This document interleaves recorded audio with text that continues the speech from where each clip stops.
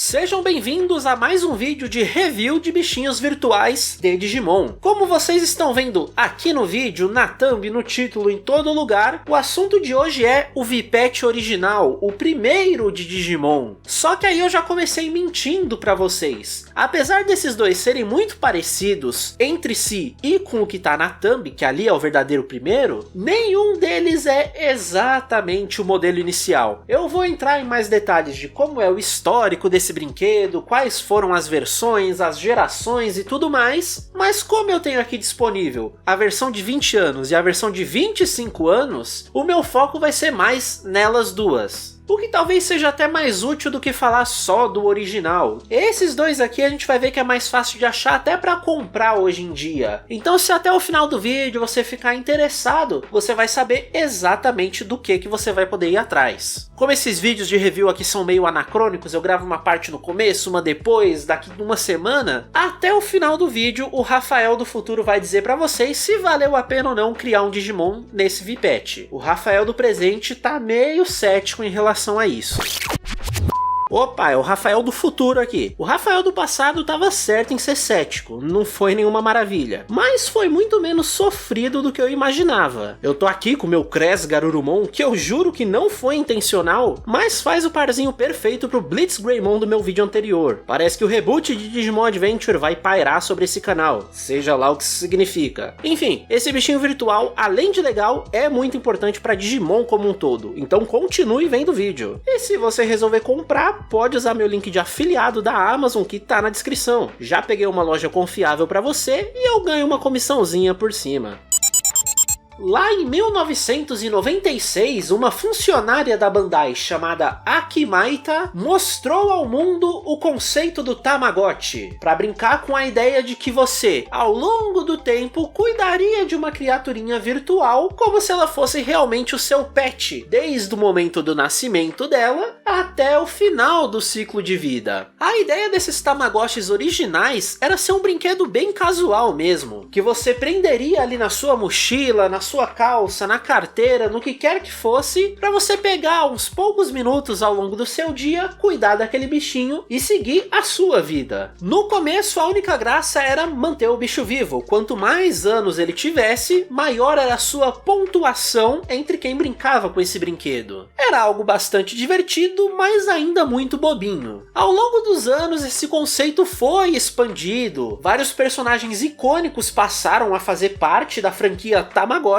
Muitos deles sobrevivem até hoje e são a cara da franquia, inclusive no anime. Eu não fazia ideia de que tinha um anime de Tamagotchi, que coisa esquisita. Isso só mostra que o conceito geral do brinquedo caiu muito no gosto do público japonês. E por isso essa marca começou a fazer parceria com outras, trazendo Tamagotchis de vários personagens já conhecidos, tanto antes quanto depois de Digimon surgir. O principal e mais importante para a origem de Digimon foi o Mothra Tamagotchi, lançado para justamente surfar no hype do filme da Mothra, que tinha acabado de sair naquele universo Godzilla. Foi ali que a Bandai viu o potencial em monstrinhos para pegar principalmente o público jovem de garotos, que apesar da empresa não ter tanto problema em vender o brinquedo para esse demográfico, os garotos japoneses são conhecidos por criar insetos, botar eles para brigar, então a Bandai quis unir esses dois conceitos e fazer um bichinho virtual com foco em criar monstrinhos para batalhar. Eis que surge Digimon. O próprio visual dos VPATs de Digimon é uma jaula quebrada, e você seria o domador dessa criatura selvagem. Você teria que controlar o seu monstrinho, deixando ele bem alimentado, resolvendo as necessidades fisiológicas e de batalha dele. Se antigamente os Tamagotchis se conectavam para casar, para ter filhotes e você ter uma nova geração, o foco dos Tamagotchis de Digimon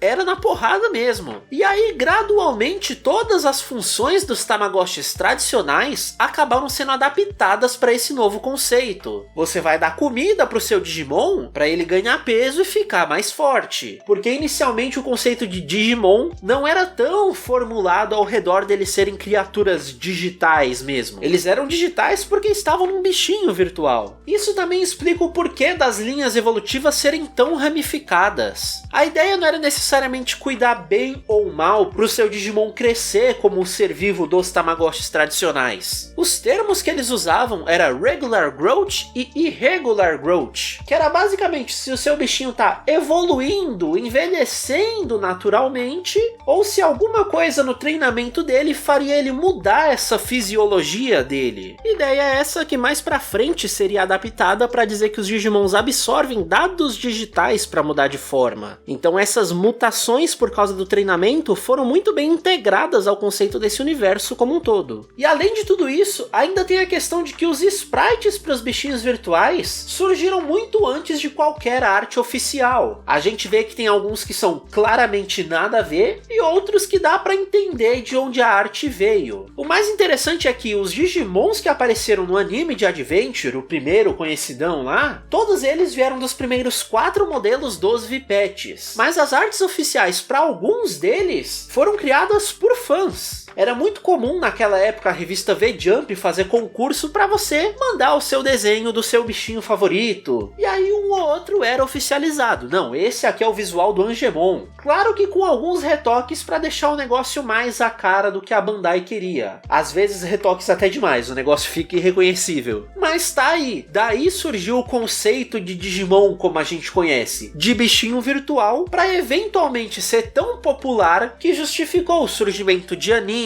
e mangá, que aí consolidou de vez o que é esse universo que a gente conhece até hoje. Mas outro ponto importantíssimo nessa história, antes mesmo até dos animes, que é talvez o que Digimon tem de mais popular, transpor os bichinhos virtuais pros videogames da época foi o que definiu de vez a cara de muita coisa dentro de Digimon. Quando esse conceito estava amadurecido o suficiente, saiu o jogo um pouco menos conhecido, Digital Monster VS pro WonderSwan, e aquele que é um pouquinho mais conhecido, que é o Digimon World pro PlayStation 1. Esses dois jogos serviram de base para muita coisa que foi desenvolvida ao longo de todo o resto da franquia. Em Digimon World se construiu a história por trás desse universo, em que você tinha as cidades diferentes, as regiões, como funcionaria um vilão nesse mundo, como os Digimon seriam usados pelas pessoas e como eles interagiam entre si. Digimon World por si só é uma peça fundamental na história dos bichinhos virtuais de Digimon e como isso influenciou todos os animes que vieram daí pra frente. Mas chega de aula de história, vamos pro brinquedo em si. A gente vai descobrir aqui na prática uma coisa muito importante. Dizem que a tela do modelo de 20 anos é muito inferior ao modelo de 25 anos. Eu pessoalmente nunca tive problemas com ela, mas eu também nunca tive outro bichinho virtual. Eu vou abrir esse aqui, que já está aberto, é o que eu já tenho costume, e logo em seguida eu abro esse. A gente vai descobrir se tem realmente muita diferença de um modelo pro outro na prática. Esse modelo de 20 anos, no meu caso, é o modelo em inglês, vocês estão vendo até pela caixa. É o modelo que foi lançado nos Estados Unidos, né?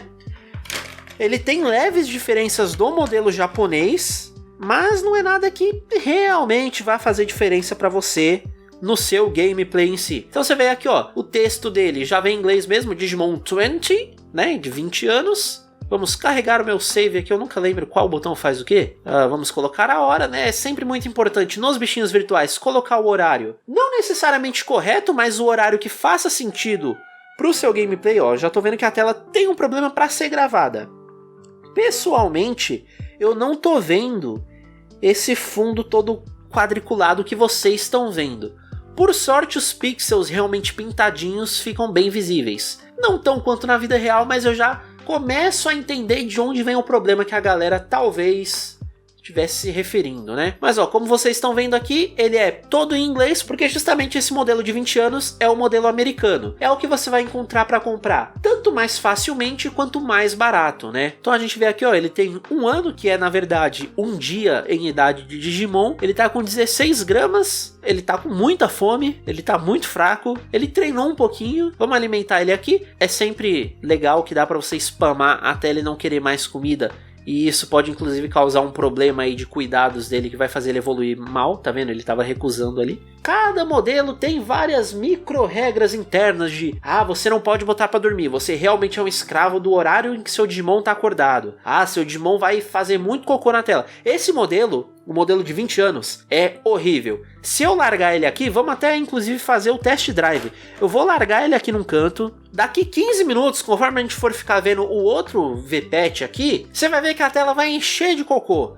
Esse modelo de 20 anos, ele é horrível nesse sentido. Então essa foi uma das melhorias que eles fizeram para o modelo de 25 anos. A frequência com que ele faz os cocôzinhos dele é bem menor. Ela segue, se eu não me engano, a mesma frequência do Pêndulo e do DMX, que são as outras linhas mais tradicionais de bichinho virtual, mas que são muito melhores do que o original. Então vamos abrir esse aqui, né? Ele tá lacrado de verdade mesmo. Não é nenhum item de colecionador, ele foi lançado há 2 ou 3 anos atrás só, mas dá uma dosinha, né? Sempre abrir um brinquedo lacrado. Pois bem, vencemos os Durex, eu tenho muita dificuldade com Durex. Vamos abrir, né? Tirar ele daqui. As embalagens japonesas no geral são nesse modelo, né? Sempre um plástico com um encarte por trás encaixado. Os americanos que gostam de fazer essas caixonas assim e tal. Então vamos pegar ele aqui e o ritual, ó, já dá pra ver que a tela ele é um pouco mais reflexiva, né? Vamos ver como são os pixels.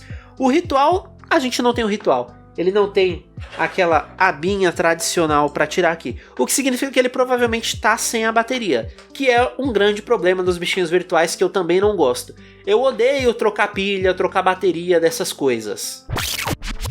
Faz uma semana desde que eu comecei a produzir esse vídeo. O ciclo de vida do meu Digimon tá praticamente completo, um deles inclusive já até morreu, mas eu vi que não é tão complicado quanto eu achei que era no começo. Ainda tá longe de ser meu dispositivo preferido, mas eu prefiro cortar o que eu gravei no dia do unboxing para dar uma opinião mais justa pro aparelho. A começar por esses 3 botões que não faziam muito sentido para mim, mas com o tempo eu peguei a prática e é na verdade bem simples. Esse primeiro, chamado de A, é o botão de próximo, você sempre vai usar para passar de uma opção para outra entre as telas. O segundo, que é o B, é o botão de confirmar, você vai usar ele para entrar nas opções que você estiver vendo. Ele tem umas outras funções e momentos mais específicos, tipo pegar o ovinho quando o Digimon morre, mas no geral você não vai pensar muito nelas. O meu problema era ficar trocando o A e B, eu queria passar e confirmar em momentos diferentes. E o terceiro é o C, de cancelar, fechar, voltar, sair. Na tela principal ele faz essa troca do foco de qual dos dois Digimons você está criando no momento, e você pode deixar os dois no meio assim, quando eles estiverem mais ou menos no mesmo nível ali, eles podem treinar juntos, e aí vem a próxima coisa. O menuzinho que você tá vendo, ele é realmente alinhado de acordo com as funções que você vai mais usar para as que você vai menos usar. Começa pela tela de status do seu Digimon, você vê o nome, o peso, a fome, quanto ele treinou, a vitória, os empates, tá tudo ali. Depois vem o botão de dar comida. A gente pode dar comida pro meu Mamemon, isso é um Mamemon, acredite você ou não. Na verdade é um Metal Mamemon, ó, ele já fez cocô, que é o quinto botão. Não é tão frequente, principalmente nesse aparelho, né? Lembro que eu comentei desse aqui, mas ele tá ali como uma prioridade maior do que, por exemplo, apagar as luzes para ele dormir. Você vê a enciclopédia dos Digimons que você já criou no aparelho. E por último aqui a opção de conectar com outro dispositivo, né? Você vai parear os dois aqui, se você alinhar certinho, eles se conectam.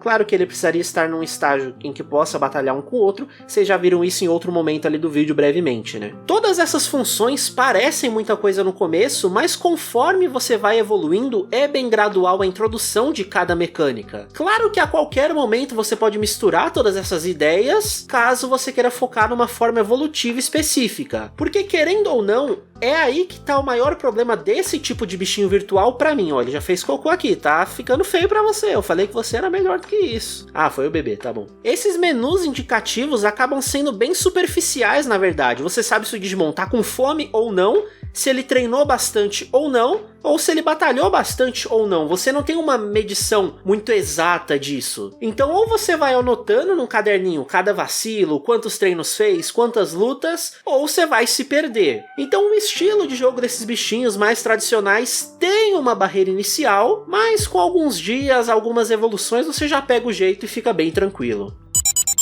A linha tradicional de bichinhos virtuais de Digimon teve várias versões diferentes, tanto nos 2 primeiros anos com as 5 versões tradicionais, quanto os relançamentos de aniversário, como é o modelo de 20 e 25 anos. A versão 1 traz aquela linha evolutiva não muito tematizada que eu já mostrei várias vezes. Você começa com Botamon e Coromon, que aí pode virar um Agumon ou um Betamon, e daí o céu é o limite. O segundo modelo poderia ser visto como um complemento ao primeiro se a gente for pensar principalmente no anime de Adventure, mas isso é um baita de um anacronismo, porque o anime só ia pensar em existir dali 2 anos. Nesse modelo a gente tem o Gabumon, Kabuterimon, Garurumon, Angemon e Skullgreymon. Então as evoluções nos bichinhos tradicionais realmente eram bem livres, não tinham nada a ver com o que ficou mais consolidado a partir dos jogos e principalmente o anime. Eu tenho a impressão inclusive de que o anime de Adventure nunca tentou passar a ideia de que a evolução era um caminho fechado. Acontece que eles atingiram aquelas e meio que tematicamente fazia sentido, até para poder lançar aqueles brinquedos que se transformavam de uma forma para outra, né? Mas a gente vê que em momento algum eles falaram que aquela é a evolução única que o Digimon pode atingir. O simples fato do Greymon do Tai ter evoluído pro Skullgreymon já meio que derruba essa ideia de que Digimon fora dos animes tem evoluções confusas. É que o anime ficou limitado, mas 02 mesmo já trouxe o conceito das evoluções de armadura, dos diversos caminhos que o mesmo Digimon podia tomar, né? Até porque ali já era a época do pêndulo, já tinha o conceito das jogras, enfim, isso fica pro vídeo do pêndulo em si. E bom, para as versões 3, 4 e 5, o universo de Digimon foi se expandindo com mais Digimons. E aí voltando àquilo que eu falei do bichinho virtual da Mothra ter sido muito importante para Digimon, a versão 5 deixa isso muito claro. Essa foi talvez a primeira vez que Digimon fez uma linha evolutiva fechadinha toda temática, que era o bichinho virtual dos Kaijus. A gente tem ali claramente o Godzilla e todos os inimigos e amigos que ele fez ao longo dos vários filmes dele. Inclusive, o sprite do Flymon é literalmente o sprite da Mothra no bichinho virtual dela. E aí a gente vê que como esses bichinhos virtuais foram lançados antes das artes oficiais, aqui eles eram realmente muito mais parecidos com os monstros que inspiraram eles. Só que aí na hora de transformar numa arte não passível de processos de copyright, a Bandai tomou as liberdades criativas dela por ali. Existe também uma versão 6 lançada exclusivamente no mercado australiano, mas que a gente não costuma falar muito dela por...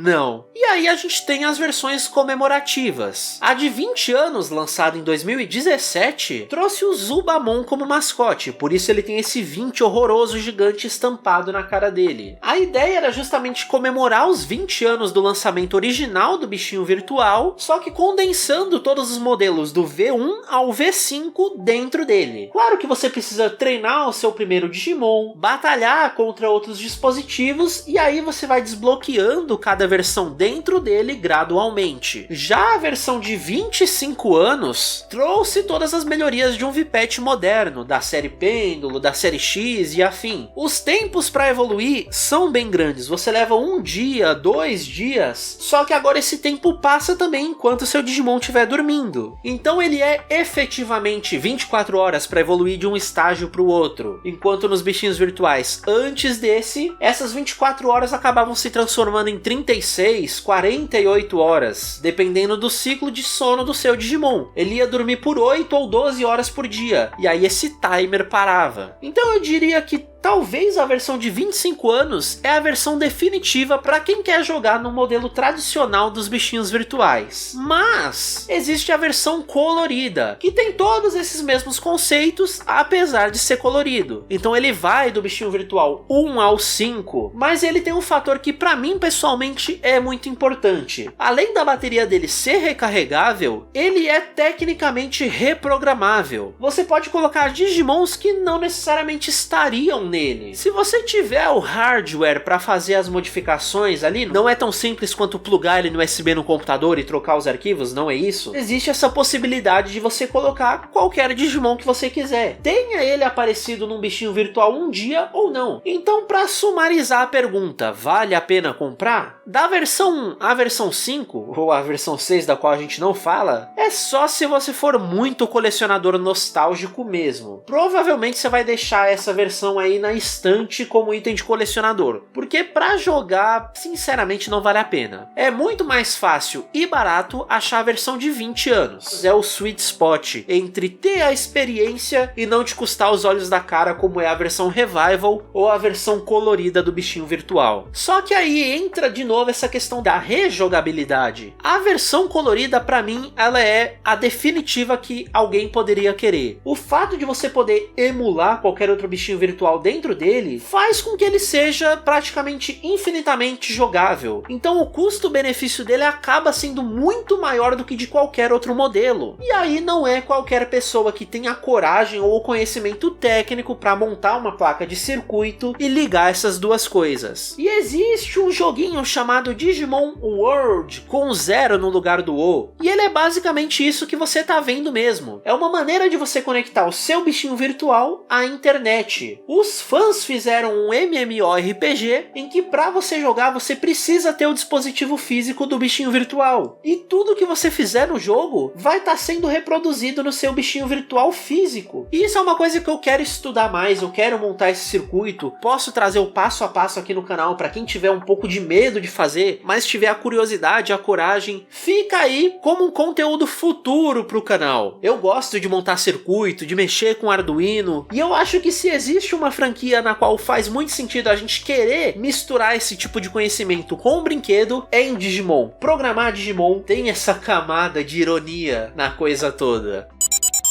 Então pro vídeo de hoje é isso, eu espero que eu tenha conseguido fazer um conteúdo legal sobre esse bichinho virtual que eu não tenho muita familiaridade. Para esse primeiro vídeo eu quis trazer um pouco mais da história, do unboxing, desse primeiro contato com o brinquedo, porque como a ideia do canal é ser um acervo dos bichinhos virtuais, eu quero que ele seja também um acervo da minha experiência com eles. E depois de 1-2 meses de repente eu volto com um vídeo de como foi a minha experiência completa com ele. Então se ficou faltando alguma informação, vocês têm alguma dúvida, seção de comentários tá aí pra isso, eu vou tentar responder o que eu souber, mas se alguém souber também quiser criar essa comunidade aqui no canal de pessoas se ajudando, fiquem à vontade. Eu não esperava ver esse canalzinho crescendo e chamando tanta atenção logo de cara, mas que bom que vocês estão curtindo. E se você resolver comprar, pode usar meu link de afiliado da Amazon que tá na descrição. Pode seguir no Instagram e no TikTok se quiser ver os conteúdos rapidinhos quase diários. Mas agora sim, tchau, vai fazer carinho no seu bichinho de estimação de verdade. Eu fiquei o vídeo inteiro esperando esse Coromon fazer cocô, foi só eu parar a gravação, ele fez. Ah, que ódio, vamos limpar, vamos limpar, vamos limpar. Ai, tá bom, eu sou seu escravo, sim, ei.